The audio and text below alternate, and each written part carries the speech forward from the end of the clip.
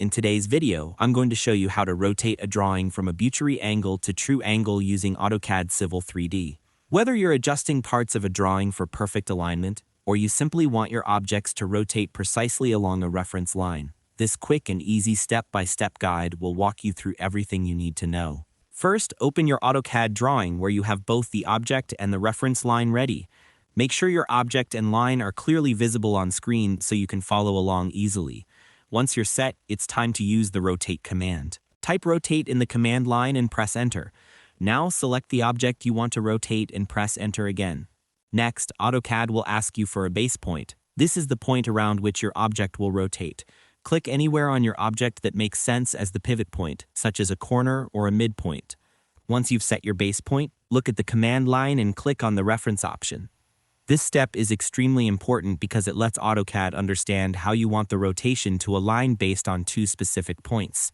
Now you'll define your reference angle. This means you're showing AutoCAD what part of your object needs to align. Click on the first endpoint of the line on your object, then click the second endpoint. This tells AutoCAD the original angle of your object. Next, you'll define the new reference, which is the direction you want your object to match. Click on the first endpoint of your target line, and then click the second endpoint of that same line. Instantly, your object will rotate perfectly to align with that line precise and clean. To make sure everything looks correct, zoom in and check the edges or endpoints. If the alignment looks slightly off, you can undo and repeat the process, making sure your pick points are accurate. A small adjustment in base or reference points can make a big difference, and that's all there is to it.